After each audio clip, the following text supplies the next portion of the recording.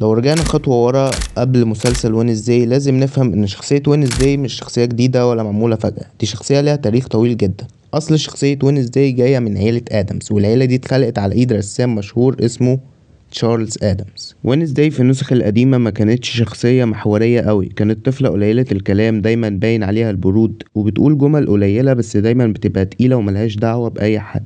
مع الوقت وخصوصا في افلام التسعينات الشخصية ابتدت تاخد شكل اوضح، بقت اذكى اكتر سخرية واكتر سوداوية، بس لسه دايما في الاطار الكوميدي.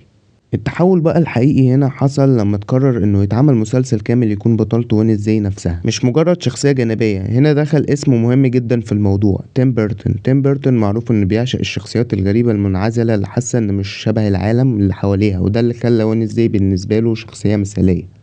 الفكرة الأساسية للمسلسل ما كانتش إنهم يعملوا نسخة جديدة وخلاص، لأ، كانوا عايزين ياخدوا جوهر وينزداي القديم ويحطوه في قصة ناضجة أكتر تناسب جيل جديد، من غير ما الشخصية تتحول لحاجة لطيفة أو كيوت. بالعكس، الهدف كان إن وينزداي تفضل باردة وقاسية شوية ومش مهتمة ترضي حد.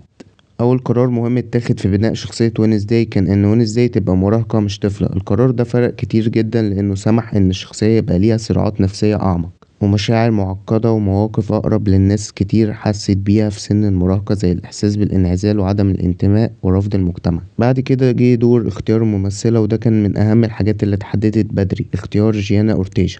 ما كانش صدفة، جيانا من البداية كانت عايزة الشخصية تطلع مختلفة عن أي بطلة شفناها قبل كده. هي نفسها رفضت إنه ازاي تبقى شخصية بتبتسم كتير أو بتتعاطف بشكل مباشر مع اللي حواليها. في كذا مشهد اتغير أثناء التصوير بسبب اقتراحات منها، وده موثوق في لقاءات حقيقية.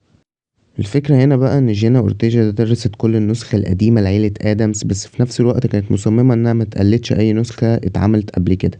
هي كانت شايفة إن وين إزاي لازم تبقى ثابتة نفسيا،